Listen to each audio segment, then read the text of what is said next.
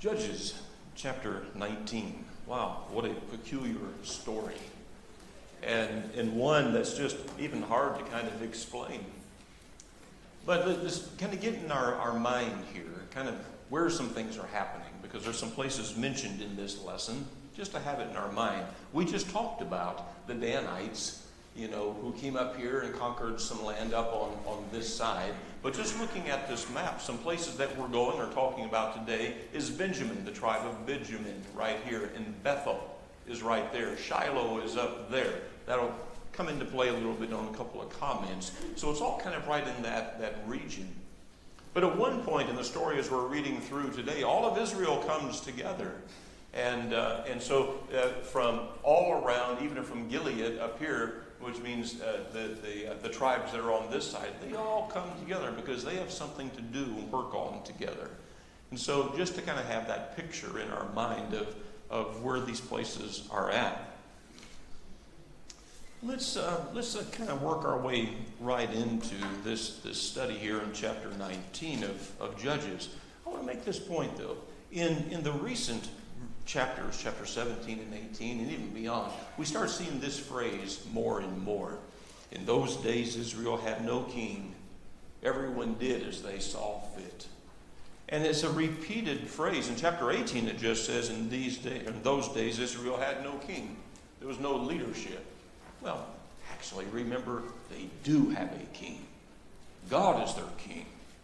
But they're not listening to God. I think that's part of the point. And we're going to see this again as we get into chapter 19. The first thing it says, in those days Israel had no king. What about God? They're not listening to God. They're doing as they see fit. They're doing whatever they want to do. And so that's kind of the status of some things as we get into this chapter, chapter 19. Oh, but before we look at chapter 19, hold your hand here for a second. Go back to chapter 2, Judges chapter 2. Because likely there are some things that take place as we're reading about in chapter 19, like we said, that happened much earlier in the chronology of some things. In chapter 2, do you remember this?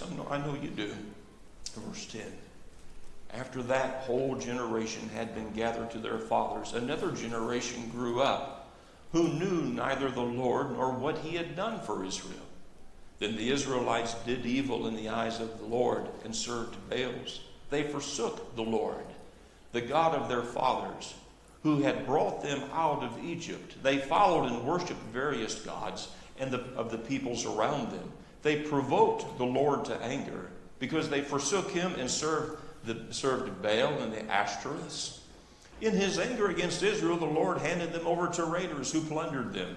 He sold them to their enemies all around, whom they were no longer able to resist. Whenever Israel went out to fight, the hand of the Lord was against them to defeat them, just as he had sworn to them. They were in great distress. So the time period we're looking at in chapter 19, I'm not exactly sure when this falls. Well, I say that. We do have a marker. Because as we see in chapter 20, Phinehas is the high priest. He's the grandson of Aaron. So that does kind of give us some idea of when the storyline is taking place. And I'm thinking it's not too far away from the words we're reading right now in Judges chapter 2. When people had just moved so far away from God.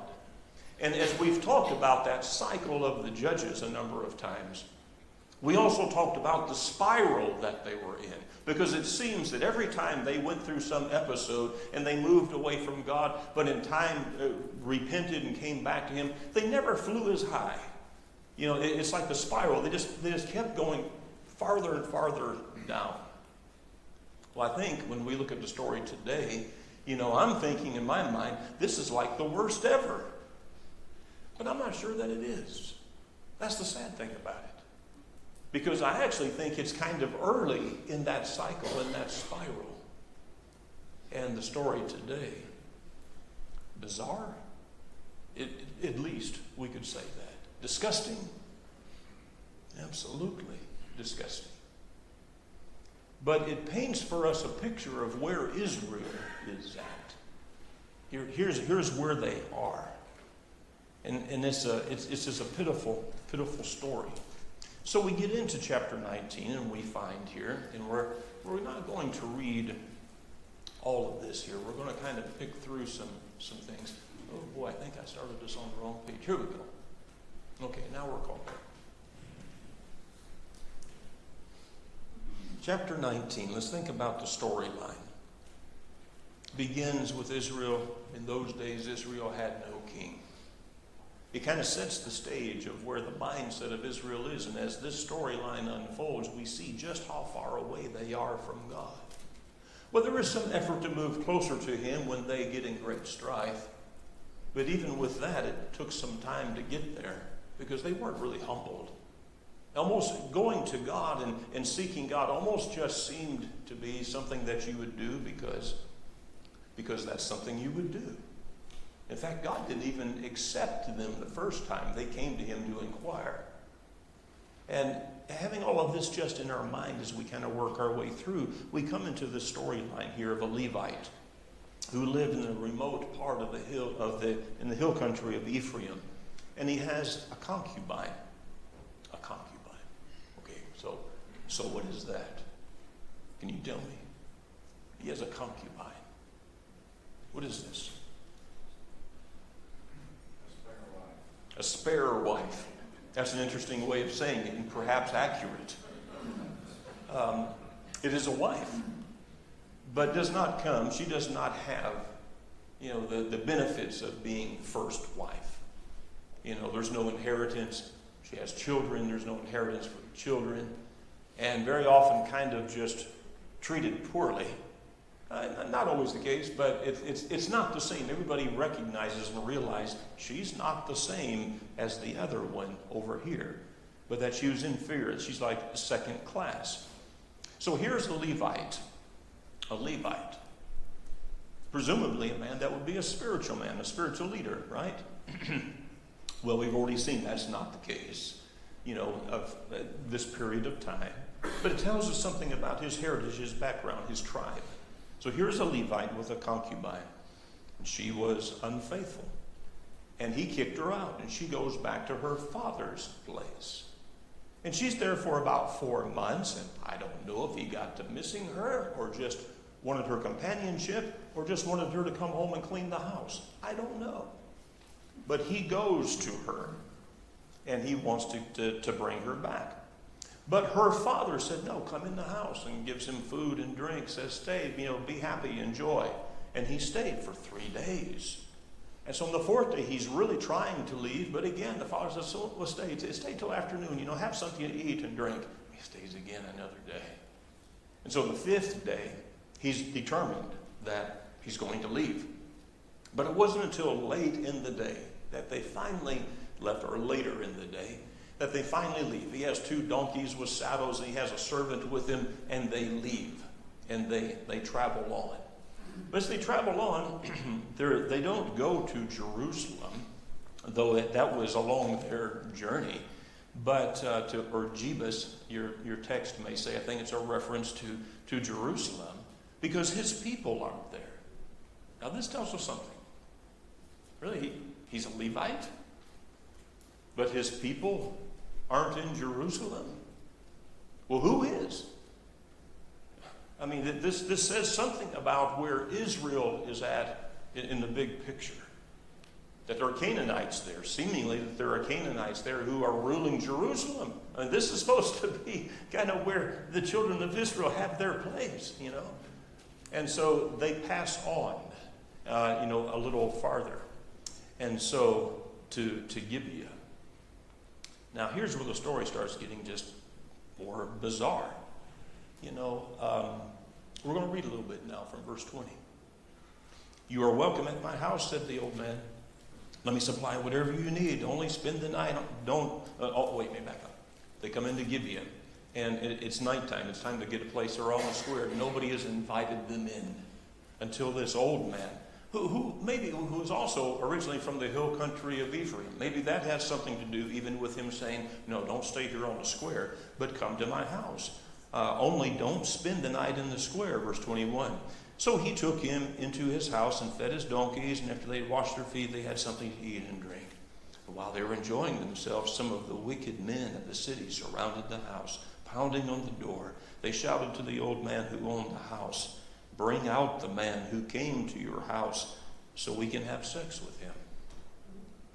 Okay, here's where this story starts to go crazy. What's this remind you of? Sodom and Gomorrah. I mean, it was a very similar story that takes place in Sodom and Gomorrah. Also with some really bizarre things that happened that I can't explain.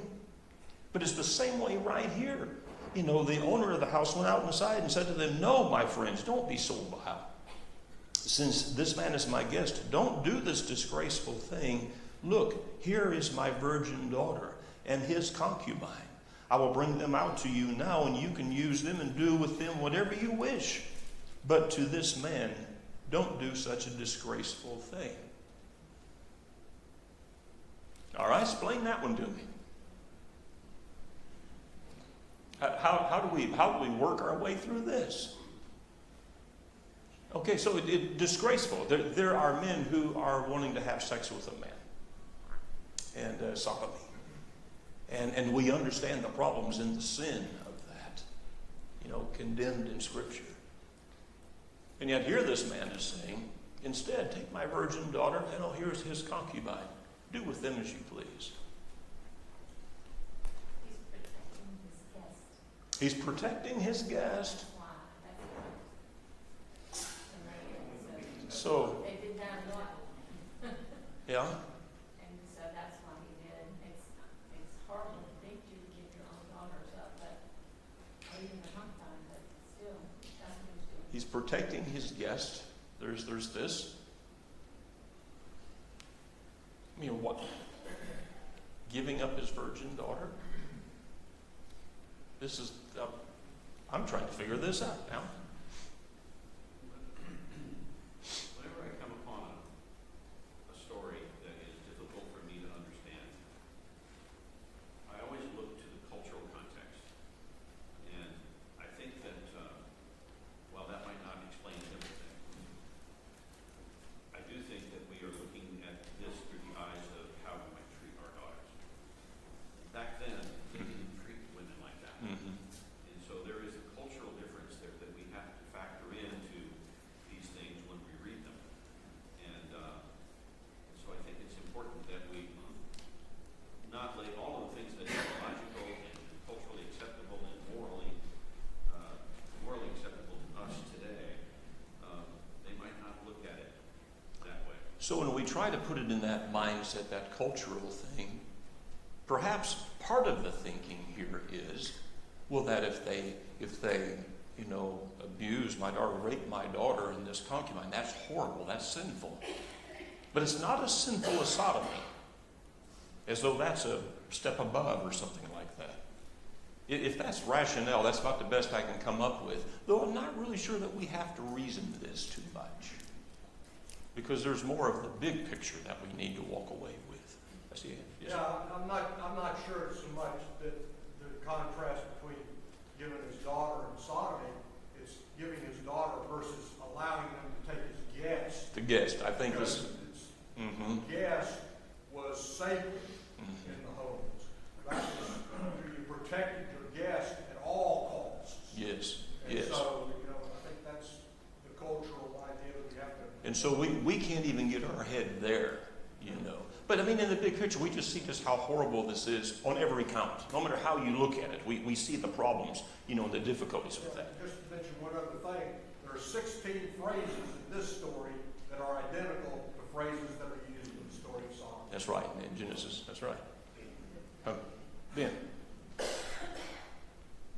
couple of things that maybe we need to remember, and you touched on one already, is I don't think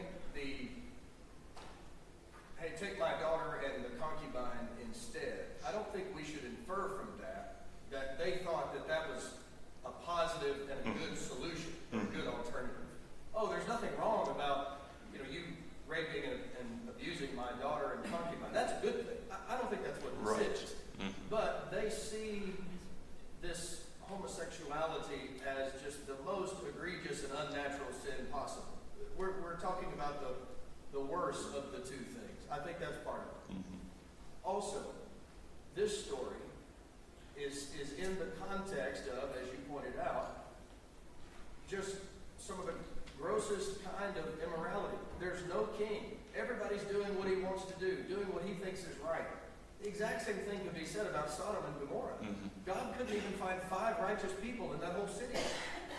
We're talking about the worst of human depravity in both cases. I don't know that we should look at this and say, these are righteous, sensible people who are trying to make sense of, and thinking about this the way that we So in the big picture, I think this starts defining where we are. It tells us something about where the children of Israel are at, where their head is at, where their mindset is at. I mean, when you start reading this, verse 25, but the men would not listen to him. So the man took his concubine and sent her outside to them, and they raped her and abused her throughout the night. And at dawn they let her go. At daybreak the woman went back to the house where her master was staying, fell down at the door, and lay there until daylight. Why is this even in the Bible? I mean, you ever wonder that? And so we have to understand and know there's a purpose here. God has a reason and a purpose why it's here. God does not sugarcoat anything. And he lets us see the good. We like reading the good stories. We like reading the happy ones. And we like reading when people are obeying God and they're praising and worshiping God. These are the ones we like to study and we like to read. But we're also getting a picture. What God gives us is a picture of the depravity of man. And he gives us a picture of just how far away from God we can go, to where doing the most grotesque things seems to be the right thing or the right answer at the moment. God helps us to see these things and does so in such a way where it really shakes us. God tells us all. He tells us all. Wayne, do you have a comment? Yeah, I just had a thought. One almost had to think that these evil men of the town were led by the devil. Maybe they recognized the man who was visiting with him as a Levite and someone that they purposely wanted to shame and harm and hurt and so forth. I think we can say assuredly that they were. Because we can also make a broad statement of that too. Yours is specific, and I think it's true. But any time that we're not being led by the will of God, we're being led by the will of Satan. It's just like that, Ronnie. Your question about why is this in the Bible was answered by the last sentence in the chapter. It is. It absolutely is. The last sentence of this chapter says, consider it, confer, and speak up. Mm-hmm. Yeah. So we know why God put it there. We do. Because there are lessons here for us to draw That's what from we're this. doing, yeah. That's why we look at these horrible stories like this. Apparently the old man knew the reputation of the city because he said, don't stay in the old man. That's right. Just like at Sodom and Gomorrah, the old man is saying, no, don't stay in the city square. I don't even want to think about this, but the willingness with how he was able to give his daughter up seems to, I feel like the guys have done this before. So he's like, I know there's no reason with them, I'm just going to try and give my daughter a pacify. But it seems like he knew they couldn't talk them down, so he couldn't reason with them. He knows they're serious. He knows they're serious about why they're there and what they're doing. So the concubine comes back. She falls on the threshold of the house. He comes out in the morning and he says, "Okay, get up, let's go." She doesn't respond. She's dead. And he puts her on the donkey and carries her home. Okay, so verse 27. Verse 29. When he reached home, he took a knife and cut up his concubine limb by limb into 12 parts and sent them into all areas of Israel. Everyone who saw it said, "Such a thing has never been seen or done, not since the day the Israelites came up out of Egypt." Think about it. Consider it. Tell us what to do. There's a reason. There's a purpose for this episode. And while I can't get my head wrapped around what happened in town, now the concubine is being cut up into 12 pieces and being sent to the tribes of Israel with a message. I can't get a good picture of that. Don't think I want to. But there's a reason. There's a purpose here. There's a purpose that is trying to be sorted out right here. It's a gruesome act. I mean, at the least we have to say, this is just a gruesome act. And when this is done, tell us what to do. Is this a cry out to God? Tell us what to do. Such a thing has never been seen or done. Well, I don't know. There's been some pretty bad things that's happened among Israel and nations around, But this is kind of over the top, isn't it? I think the symbolism I see in him doing that is her blood has gone out to every tribe in Israel now. And the message is, if you don't do something, her blood is on you too. So there's a message that's being sent. As vile as many were, even evil people were seeing and recognizing, this is bad. This is really bad. This is beyond what can be accepted. And it's kind of a rallying cry is what is happening now and what's coming about. In chapter 20, verse 1, then all the Israelites from Dan to Beersheba and from the land of Gilead came out as one man and assembled before the Lord in Mizpah. The leaders of all the people of the tribes of Israel took their places in the assembly of the people of God, 400,000 soldiers armed with swords. The Benjamites heard that the Israelites had gone up to Mizpah. Then the Israelites said, tell us how this awful thing happened. And so now it's like a trial that's going to take place. I wonder what he was thinking, because he let it happen. Yes. When he's at the door, and she's at the door and said, I let this happen to her. So he explains that, kind of, here in chapter 20. So the Levite, verse 4, the husband of the murdered woman, said, I and my concubine came to Gibeah in Benjamin to spend the night. During the night, the men of Gibeah came after me and surrounded the house, intending to kill me. They raped my concubine, and she died. I took my concubine, cut her into pieces, and sent her one piece to each region of Israel's inheritance, because they committed this awful and lewd and disgraceful act in Israel. He kind of left out the part that he gave her to. Did you notice that? He didn't put that part in. It's kind of like they just came and they took her. But then now, all you Israelites, speak up and give your verdict. And so this is a call to arms. And they're already there with 400,000 soldiers, And he's painted this picture because they committed this lewd and disgraceful act in Israel. And so very much it's a call to action, to unite Israelites, to unite to punish Benjamin. This is a judgment, not against one or two. It's a punishment against Benjamin, is the way this is seen. And so what should have been done, we look at verse 12. Here in verse 12 it says, the tribes of Israel sent men throughout the tribe of Benjamin, saying, what about this awful crime that was committed among you? It's to Benjamin. This happened among you. This happened among this is your people. Now surrender those wicked men of Gibeah, so that we may put them to death and purge this evil from Israel. Well, that's what should have been done. But the Benjamites would not listen to their fellow Israelites. And from the towns they came together at Gibeah to fight against the Israelites. So Benjamin is bowing up. They're saying, we're not going to give you these men. Like they're defending them. They're defending those actions right there. But now Israel, they had this part right. They said, we have to purge this evil from Israel.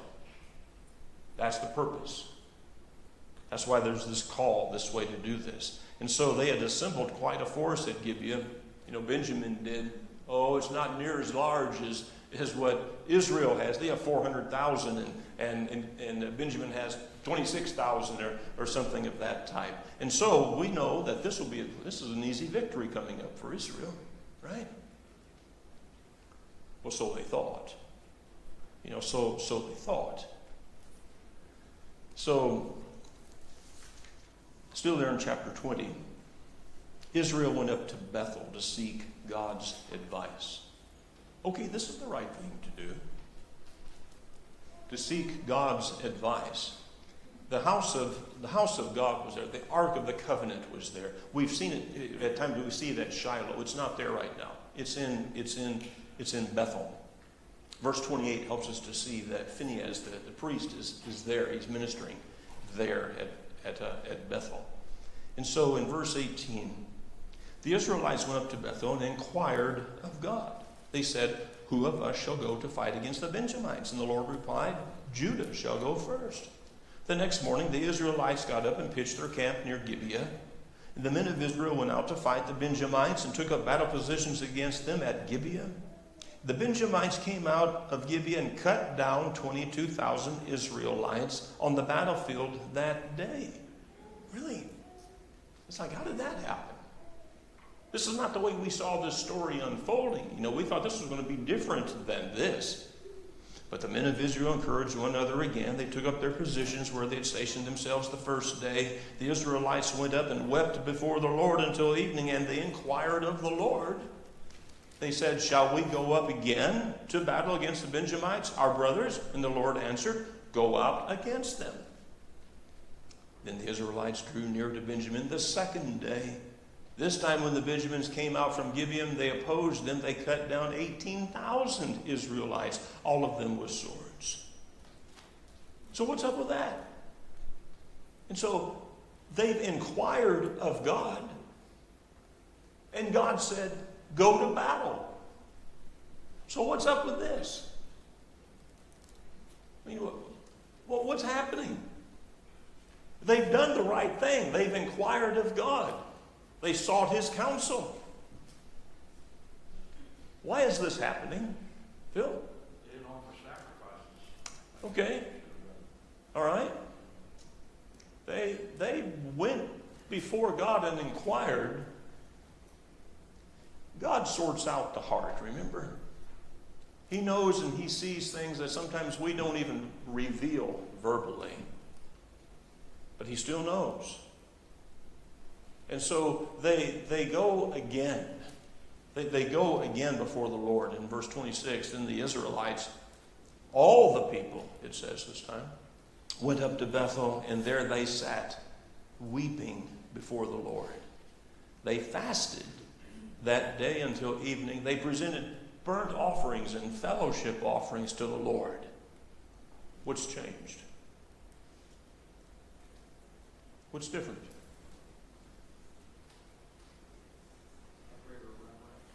Greater reverence. Their heart's different.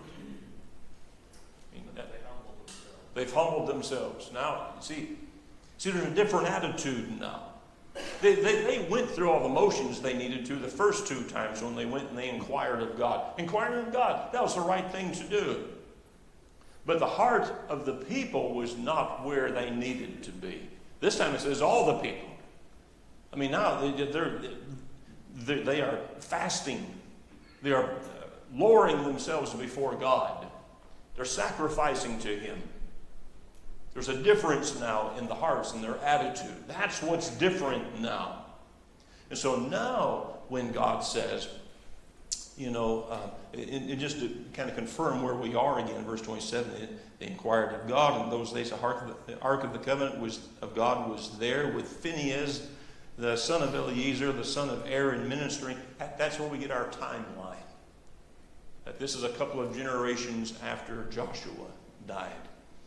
And they said, "Should we go up against our brother Benjamin?" The Lord responded, "Go, for tomorrow I will give them into your hands." And they did.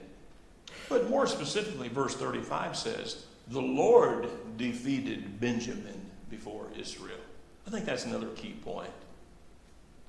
The response here is not for us to look at Israel and say, "Man, they really went in there and whooped up on them."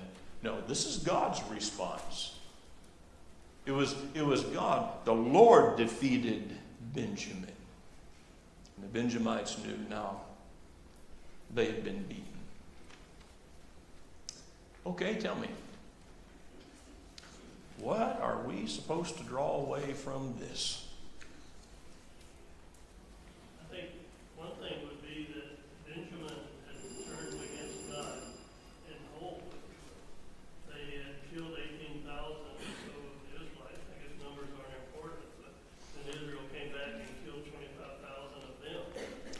was Benjamin killing the Israelites. Now, the first two battles, both times the Benjamites, destroyed Israel. So, Benjamin was evil. yeah, Benjamin was evil. But I'm telling you, I'm having a hard time seeing where the rest of Israel was any better. It was just here that when they had to, you need to give up these who have done this evil thing, they need to be put to death. They were unwilling to do that. I'm not sure Israel as a whole is a lot better. But the way the nation rose up against this evil and saw Mhm. what it was, Mhm. and they said, we've got to act. We're going to get 10% of our forces to go and deal with this tribe. They did inquire of the Lord, even if the first time it wasn't maybe in fullness, but then they did it again, and it was. I mean, there are some glimmers of maybe hope. they still have a little bit of a conscience here, but there's also this, and we don't have time to get into the next chapter, but the tribe of Benjamin nearly becomes extinct in this story because of these terrible things that have happened. And yet, a plan is put together to spare it, and one day, not only will Israel's first king come from the tribe of Benjamin, there's also going to be another man named Saul in the New Testament who's of the tribe of Benjamin. And I think you see the hand of God in the big picture in this story too. While there was a lesson taught to Benjamin, and I think to all of Israel, through this process right here, and Israel realizes, what are we going to do now? Have we destroyed Benjamin? Is it right that one of our tribes is no longer there? And the next chapter goes into how they worked some things to try to keep Benjamin as a tribe, which I think, Ben, was part of the hand of God, to do that for some of the reasons that you say, because there are those who are from the tribe of Benjamin later on in the Bible story that are great and prominent men. So there was a purpose here that God saw to as well.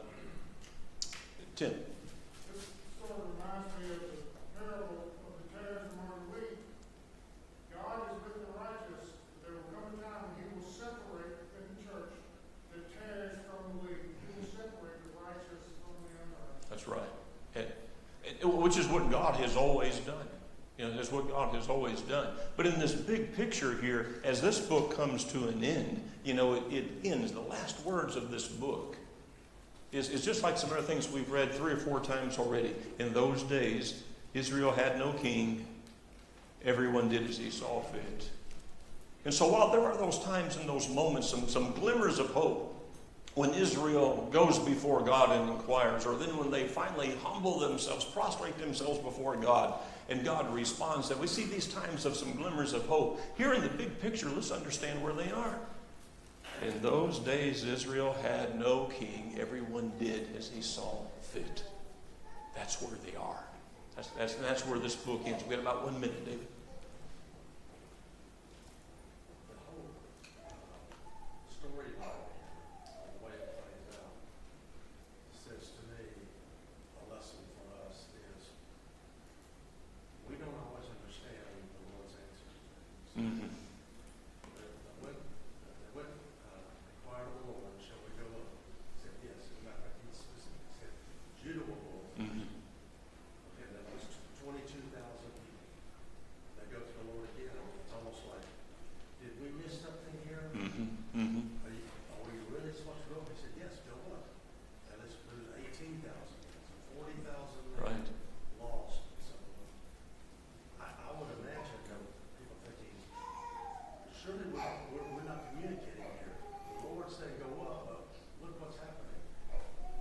We don't understand sometimes the way the Lord responds to things and why He does it. That's right. We can speculate about that all day long, but His ways are not. But what he did was he was able to lower Israel, humble them. He humbled them. And then their response was what it needed to be. And God was with them. And there's even lessons and applications that we have to make with that. We can speculate that it was because they did certain specific things for that third time, and then were successful. Yeah. That's just speculation. Yeah.